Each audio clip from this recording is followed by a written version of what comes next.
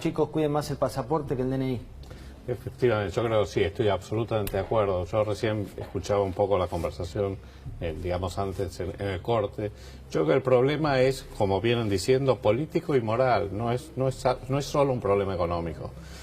Y me parece que nosotros tenemos que ir desde Juntos por el Cambio, tenemos que ir con una agenda de transformación y una agenda de cambio que termine de algún modo con la frustración, el enojo, la desazón. Digamos que hoy lo vemos en todos los niveles y sobre todo en los jóvenes. Digamos, yo tengo dos hijos de 28 años, mi hija está estudiando ahora en España, mi hijo trabaja acá, pero digamos yo veo los amigos de mis hijos, todas las semanas se está yendo uno. Y la verdad que es terrible, porque eso es gente que son chicos que han estudiado en la Argentina, que se han formado, que están calificados. Veamos lo que pasó la semana pasada con esta empresa, con Toyota en Zárate, que no pudo contratar 200 operarios calificados. Hay un desacople entre la educación, la producción, el trabajo, sobre todo el trabajo de la agenda del futuro, la agenda digital, la economía del conocimiento. La verdad, estoy muy preocupado y me parece que esa es la agenda que tenemos que tener y al menos, por lo menos yo en este caso, como precandidato a diputado, creo que es la agenda que hay que sostener, los problemas que hoy tienen los argentinos que han atravesado 2 años, Adolfo, prácticamente. Y en ese sentido, ¿por qué el votante de Juntos por el Cambio tendría que votar a tu lista y no, por ejemplo, a la de María Eugenia Vidal? Mira, nosotros representamos un espacio, digamos, de ampliación de Juntos por el Cambio. Por supuesto que compartimos los mismos principios y valores y desde ya que formamos parte de la misma coalición, pero entendemos que nosotros tenemos diferencias que nos distinguen de la lista que encabeza María Eugenia Vidal o de, digamos, la lista de López Murphy, que en realidad no era originalmente de Juntos por el Cambio y se ha integrado. Creo que la lista de María Eugenia tiene mucho que ver con un arreglo político, digamos, de Horacio Rodríguez Larreta, digamos, para de alguna manera equilibrar los puntos dentro de la ciudad. Creo que López Murphy no pertenece a Juntos por el Cambio, más allá, digamos, que creo que tiene mucho más que ver con una agenda más conservadora y tiene también que ver digamos, que no se fuguen por derecha, digamos, muchos votos que podrían estar en la interna, recién estaba Milei con la interna liberal o libertaria. Y creo que nuestra agenda es una agenda de transformación, de innovación, que pone 2 temas que son la preocupación hoy de la gente, además de la economía, la salud y la educación. Mira, ahí vamos a volver a ti, pero antes le decimos a Alejandro Finocchiaro, hablabas de educación, él fue ministro de Educación. Esta salida de los chicos y esto que decía sobre todo el CEO de Toyota, Daniel Herrero, de no consigo 200 operarios que puedan terminar de leer un diario completo. ¿Cuán real es a nivel país? Es muy real y hay que tener en cuenta 2 cosas, ¿no? La primera, que esto que ha sucedido con Toyota es algo que ya venía pasando, no es algo que es nuevo. En otras empresas. El CEO de Toyota lo que hace es darle una gran visibilidad por la visibilidad que tiene la compañía. Segundo lugar, que esto todavía no mide los efectos de la terrible catástrofe que ha producido el gobierno, teniendo, salvo en la ciudad de Buenos Aires, Córdoba, Mendoza, casi todas las provincias argentinas, ya llevamos 1 año y medio sin clases, ¿no? Entonces...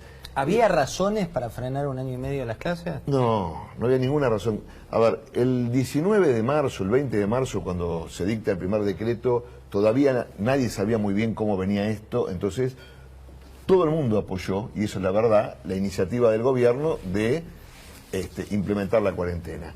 Pero inmediatamente nos dimos cuenta que había actividades que con seguridad, con protocolos y con un montón de cosas se podían seguir ejecutando. A ver, por ejemplo, te pongo el caso más típico, Catamarca. El primer caso de COVID fue en junio o julio, pero las escuelas estuvieron cerradas desde marzo.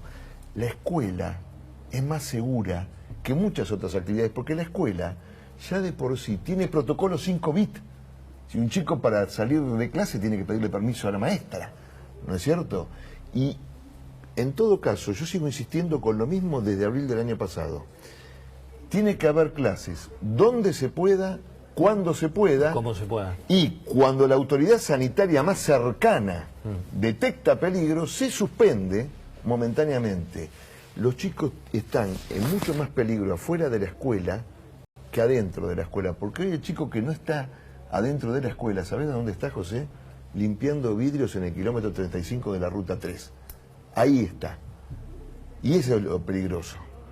Ahí, Fausto, hablando de esta situación que combina economía, política, salud, hablamos de un país que tiene un 60% de pobreza entre los más chicos, que tiene más del 40% a nivel nacional, y hablamos de un país con una inflación del 50% Sí. que va a aparecer seguramente en la próxima elección.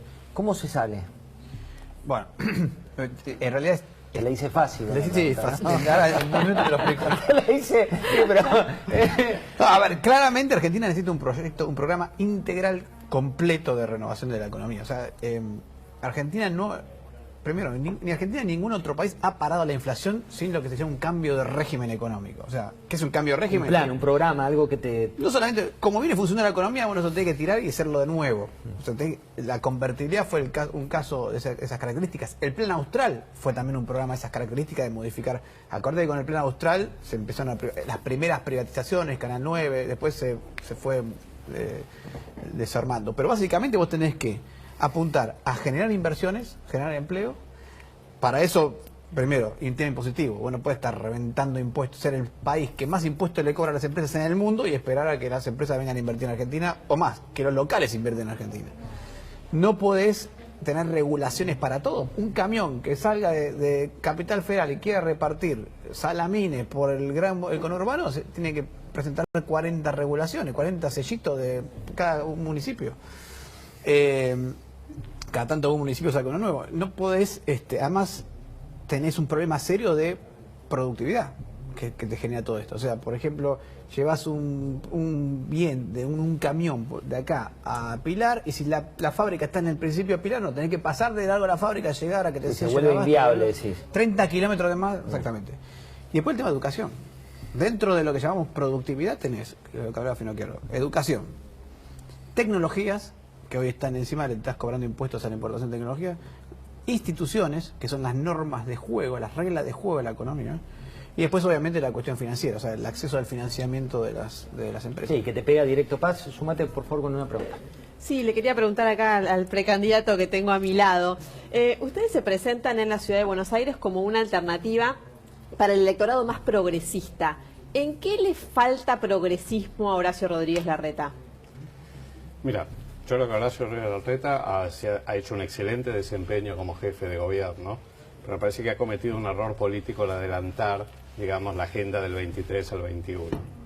Y lo que nosotros estamos proponiendo distintivo tiene que ver con lo que recién estaba comentando. Queremos, de alguna manera, resaltar la agenda que hoy preocupa después de un año y medio de pandemia, que tiene que ver en gran medida, por supuesto, como decía, con la economía, pero también con la salud, la educación, la economía del conocimiento, la ciencia, la agenda transformadora, la agenda joven, por ejemplo, la agenda verde, digamos, lo que hoy significa el cambio climático, que por ahí está muy lejos y parece estar muy lejos, pero claramente la pandemia ha tenido muchísimo que ver con eso. Y la verdad es que si uno ve salud y educación, por ejemplo, bueno, no hay, por lo menos en las otras dos listas que competimos en las primarias de Juntos por el Cambio, no hay nadie que represente una mirada desde la salud pública o desde la educación.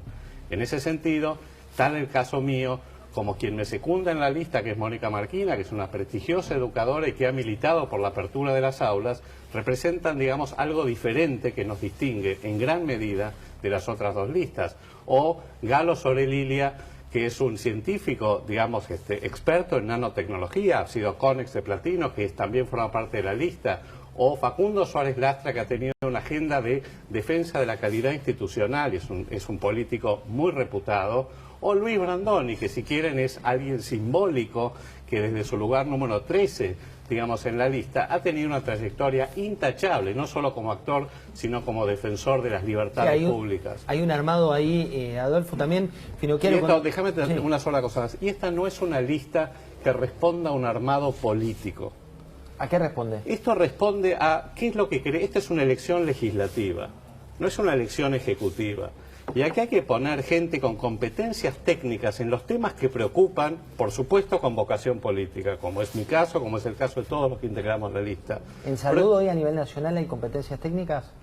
Mirá, el único que yo conozco es Daniel Goyán en la provincia de Buenos Aires. Por lo menos no conozco otro candidato de algún otro partido, de alguna otra lista que esté, digamos, compitiendo ahora en estas elecciones. Finocchiaro, cuando hablamos de competencias técnicas, pero ya no en listas, sino en gestión, ¿cuál es su opinión sobre Nicolás Trota, el ministro de Educación? Mira, José, yo nunca hago calificaciones personales. ¿Sobre la gestión? ¿Sí? Sobre la gestión, sí. Nosotros hace 1 año y medio, desde que asumió el gobierno de Fernández, acá no existe Ministerio de Educación y no existe Ministro de Educación. No pasa por Secretaría, Ministerio. No. En primer lugar, porque el Ministerio de Educación se armó exactamente igual que todo el gobierno. Los gobiernos en general se arman verticalmente, es decir, uno designa un ministro, el ministro designa a su equipo, el presidente puede sugerir a alguien en el equipo, por supuesto, pero se arman así.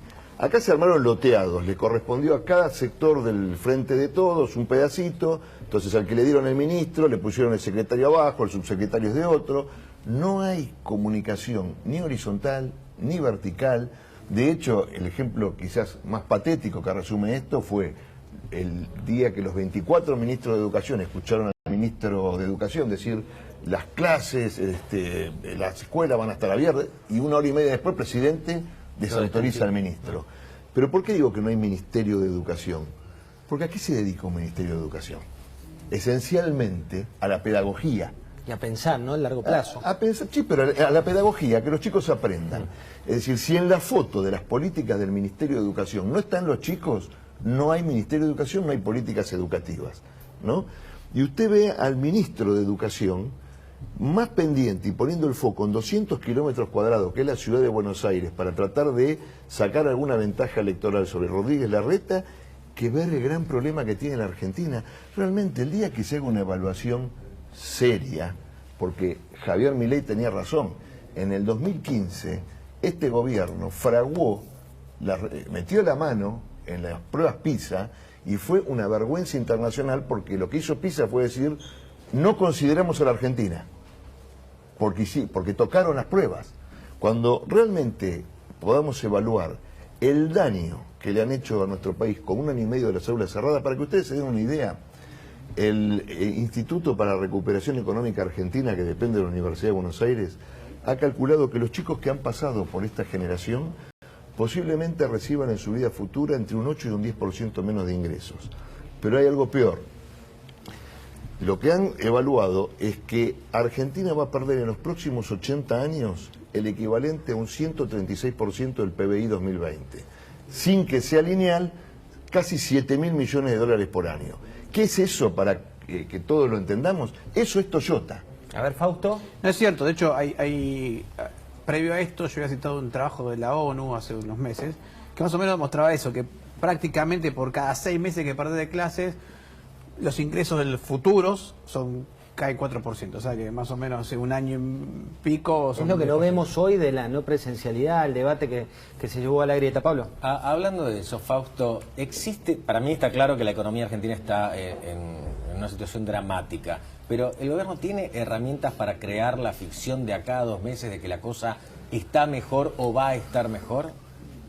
Más o menos, porque el problema es que los plazos ya son cortos y vos necesitas meses para generar empleo, por ejemplo. Entonces, sí, por ahí en la construcción vos haces una obra pública, llamás a la gente a construir, unas cloacas o lo que fuera y movés un poquito el empleo público, pero el empleo en construcción que después termina la obra y se acaba. Entonces, claro, te sucede que podés hacer algo por el estilo, pero la verdad es que van a tratar de hacerlo. Vos podés aprovechar las paritarias, aumentos salariales, algo de obra pública y tirar dinero en créditos al consumo y algo podés moverlo. Ahora, vos me decís, la gente lo va a interpretar eso como que está mejor y no sé, porque en realidad viene cayendo desde hace 3 años los ingresos y que ahora rebote un poquito, no sé si lo va a interpretar bien. Porque no sabes. Adolfo, hablando con candidatos del oficialismo y de la oposición, todos tienen ahí sus encuestas, van midiendo cómo vienen los resultados y tal, pero te dicen, bueno, ceteris paribus, la variante Delta.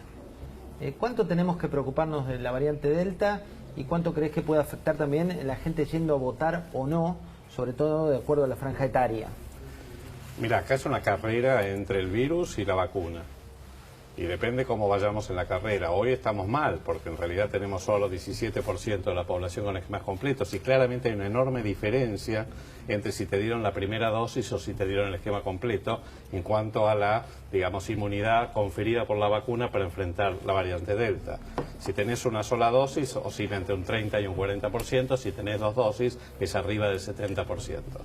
Con lo cual, ahí hay una diferencia. En la medida que no se acelere la campaña de vacunación, para cuando venga, que probablemente ocurra en las próximas pocas semanas. La verdad es que afortunadamente todavía no ha llegado o no está circulando de manera importante, pero en cualquier momento, pues esto es geométrico, en cualquier momento puede empezar. Es geométrico. Sí, es geométrica, la transmisibilidad es enorme. Afortunadamente, en el diagnóstico de 3 semanas, 4 semanas que están diciendo tanto en el gobierno de la ciudad como en el gobierno nacional. Es una posibilidad muy concreta que nos agarren las elecciones con la variante Delta. Ojalá no, pero también va a depender de cómo venga la campaña de vacunación. Sin embargo, esto, digamos, lo que no puede ocurrir es lo que está pasando ahora, que yo estoy viendo este modo electoral, digamos, que adoptó el gobierno, que me hace acordar mucho a lo que pasó en el verano, cuando venían los millones de vacunas y finalmente no llegaron, pero después de velorio de Maradona, una suerte de señal simbólica de que se había acabado la pandemia. Inclusive en Semana Santa ustedes recordarán que se promocionó el turismo masivo, y a los 2 días después de Semana Santa comenzó la segunda ola. La verdad es que a mí me da un poquito de temor esto de que pareciera que estamos en modo electoral, se acabó la pandemia, podemos empezar a relajarnos, vamos a ser felices en esta burbuja emocional que a veces tiene el gobierno, que yo creo que es peligroso, porque lo que puede ocurrir es que verdaderamente se relajen de nuevo ciertas conductas y comportamientos sociales, y esto es lo que hay que mantener. Acá hay que mantener la misma medida, yo tengo acá los barbijos, hay que seguir con esto, con el distanciamiento físico, hay que seguir con el testeo, trazado, aislamiento, vigilancia genómica, además de hacer la vacunación. No se puede bajar la guardia. Sí, Alejandro, yendo a eso, ¿crees que si no fuera por las encuestas que le daban muy mal en la provincia o por las elecciones, se hubiera vuelto a clases? Mirá, en realidad en la provincia se volvió a clases porque cuando empezaron, como dice Dolfi, en modo electoral, hablaron con Cetera, con Baradel, y para que empezaran la campaña, y Baradel le dijo: yo tengo que hacer la campaña con las escuelas abiertas, no puedo hacer campaña, no puedo movilizar al gremio con las escuelas cerradas. Ahora, en la provincia... ¿Es tan chiquito el debate en la Argentina que estamos por eso, digamos? ¿Te das cuenta?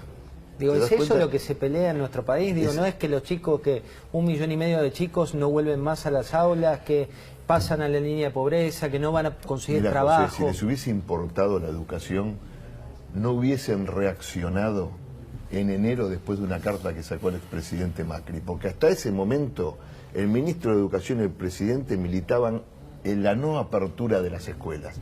Es así de chiquita la mentalidad que tiene el gobierno.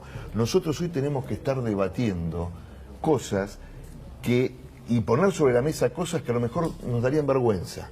Pero yo recién lo escuchaba a Adolfi hablar de la alfabetización digital y a vos de las nuevas tecnologías, Fausto, y la verdad es esta: cuando nosotros estuvimos en el gobierno propusimos un esquema que se llamaba volver a lo básico.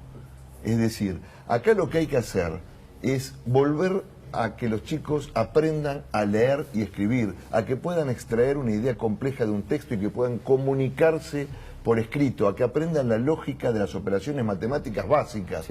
Porque, ¿cómo vamos a hacer que los chicos programen? ¿Cómo vamos a hacer que se alfabeticen digitalmente si no pueden comprender una oración con sujeto y predicado? Es tremendo. Y les voy a contar una cosa. Esto, ¿saben quién lo está aplicando? Con un sistema educativo que en mucho mejores condiciones que la nuestra, Francia. El ministro Jean-Michel Blanquer dijo: bueno, hay que volver a los conocimientos básicos. Volver a fuentes, ¿no? Fausto, voy a compartir con vos unas declaraciones, y con todos, ¿no? Unas declaraciones del presidente Fernández respecto a la inflación, las cuotas, la hora 30. Veamos qué es lo que decía el presidente de la Nación. Estamos en pleno camino de recuperación económica. La Argentina crece, recupera empleos y va a recuperar ingresos. Para que llegue a todos ese crecimiento, lograremos incorporar más sectores a la reactivación. La Argentina este año va a crecer alrededor del 7%. Y el año entrante calculamos que va a crecer alrededor del 4,5%. Hoy mismo estamos generando miles de puestos de trabajo. Miles de puestos de trabajo, crecimiento. ¿Es la Argentina que vos ves como analista económico? No, a ver, voy a diferenciar dos conceptos Es un fundamentales. rebote. Rebote y crecimiento económico. Crecimiento económico, voy a poner un ejemplo, suponete que es una fábrica. Sí. ¿tá? Crecimiento económico es si la fábrica, que tiene una capacidad para producir, por ejemplo, 1000 tornillos, invierte, después puede producir 1200 y vuelve a invertir, la agranda, le agregan un piso, puede producir 1400, eso es crecimiento económico. Tu fábrica cada vez produce más. Ahora, si vos tenés una fábrica que puede producir 1000 tornillos, de repente produce 800 y después vuelve a producir 900, eso no es crecimiento económico, es un rebote, ¿no? Porque la fábrica sigue igual. Argentina no crece, o sea, el tamaño de la fábrica argentina no crece desde hace una década. Desde el 2011 fue la última vez que creció la fábrica. ¿Tá? Lo que tenemos son subas y bajas. Lo que está hablando el presidente es de rebote, recuperación económica. Se le escapó por ahí en un momento el discurso, dijo, estamos hablando de recuperación. El 7% de este año, casi seguro, pero para mí es muy probable. ¿Por qué? Porque ya en enero ya crecía 8%. O sea... ¿Para la gente se percibe eso como crecimiento? No. Voy a explicar, es casi un problema estadístico porque era 7%. El tema es que la economía tuvo una caída muy fuerte el año pasado, cayó mucho en abril, mayo, en la época de la cuarentena. Después se recuperó, aún así cayó 10%. Ahora, si yo agarro el valor de diciembre de este año, de la producción de diciembre y enero, y lo mantengo constante, o sea, digo, no crece nada más la economía de lo que fue diciembre del año pasado, ya me da 8 por promedios. Simplemente estoy comparando dos promedios. O sea que el 7% es dato. Ahora, ¿podés recuperar un poco más el año que viene, 4,5? Y sí, porque vos caíste 10%, o sea, 7 que caíste. 10 que caíste el año pasado. 7 que rebotás este año y 4,5, sí, le está dando más o menos. ¿Pero lo vas a ver en tu metro basando. cuadrado? ¿Lo vas a ver como se dice habitualmente en el metro cuadrado de cada uno de los argentinos? No sé. O sea, lo que los argentinos pueden llegar a sentir en el mejor de los casos es que volvieron donde estaban a mediados del 2019. Fausto, y en este contexto, ¿qué le decís, por ejemplo, a un asalariado, a alguien que tiene trabajo y dice, voy a pedir aumento o me dedico a conservar el trabajo?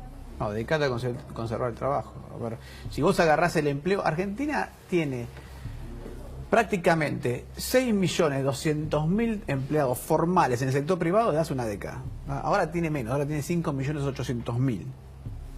Y ten en cuenta esto, en esta última década, la cantidad de gente que entró al mercado laboral fueron 2 millones de personas.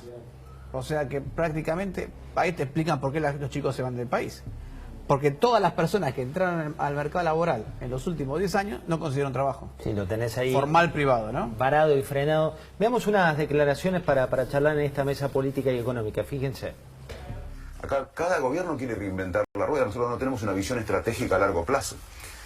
Y lo que estamos haciendo con esta coalición del PRO, del peronismo, del radicalismo, del progresismo, es tratar de dar un debate para enfrentar al kirchnerismo en el 23, ahora y después en el 23, no en forma personal, entre todos, porque no podemos decir acá no pasó nada entre el 2015 y el 19. La sociedad no votó a Cambiemos, hay que discutir, hay que debatir, hay que ver cómo cambiamos el rumbo de nuestro país. Esto pasaba la semana pasada aquí, el domingo, con Facundo Manes. ¿La pelea es de fondo es derrotar al kirchnerismo? La pelea de fondo es derrotar al azote que está castigando a la Argentina, que es el kirchnerismo. Por eso, digamos, como decía Dolfi, tanto ellos en la Dolfi ciudad... es el apodo, ¿no? Porque Perdón, yo me confundí. la gente dice, ¿quién es Dolfi? El único problema que tiene él es que es bostero. No, bueno, Eso es como decía Dolfi. No es un problema, es una gran solución. Pero digo, por supuesto, y de hecho, tanto en la ciudad de Buenos Aires como nosotros en la provincia de Buenos Aires, soy el candidato a diputado en la lista de Santilli, compartimos valores y tenemos matices en algunas cosas. Pero lo que hay que decir, lo que tenemos que decir, es además qué es lo que vamos a hacer. Por ejemplo, nosotros tenemos que declarar una ley de emergencia educativa. Nosotros tenemos que declarar a la educación como derecho esencial y buscarle la vuelta con esa ley de una vez por todas a la cuestión de las huelgas docentes. Fíjate lo de emergencia educativa como concepto. Comparto con ustedes, nos quedan 2 minutos, pero quiero compartir la tapa de mañana, de La Nación de mañana, sobre todo por el focal, que es la foto, ¿no? La foto a veces los que queremos mucho la edición impresa nos quedamos con esas tapas históricas y lo ves a Messi que dice hice todo para quedarme, con ese llanto que recorrió el mundo y con ese llanto que muestra también lo mejor del talento argentino, que es la humildad. El gobierno apuesta a que Lorenzetti presida otra vez la Corte. Fíjense lo que viene mientras estamos hablando de elecciones y política. Paz, contanos vos que abrió los ojos cuando decís justicia. Paz te abre los ojos y es una tira un nota dato. muy interesante de Hernán Capielo, que cuenta que bueno, se define ahora la situación en quién va a ser el nuevo presidente de la Corte Suprema. La situación de Rosenkrantz parece muy difícil que vaya a reelegir y en este momento el gobierno apuesta a Lorenzetti. Muy interesante por las características de la presidencia de Lorenzetti, que fue durante muchísimos años, más de una década, un presidente muy fuerte de la Corte Suprema. Bueno, ahora hay una alianza del gobierno que está buscando promoverlo a él. Esto les cuenta Hernán Capielo, léalo mañana en La Nación. Ella, los dos, tanto Pablo como ella, mañana nos encontramos a la mañana ahí trabajando vestidos distintos, sí, pero ahí con las manos en la máquina. Adolfo, un título de lo que viene en materia sanitaria, de lo que hay que mirar y preocuparse de cara al próximo mes. Creo que ahora, digamos, el punto crítico es acelerar la campaña de vacunación, dejar de lado las cuestiones políticas, la partidización, particularmente en la provincia de Buenos Aires, y comenzar a vacunar más rápido. Nosotros todavía podemos vacunar mucho más rápido con los recursos que tenemos, porque esto es de nuevo, es una carrera entre el virus y la vacunación.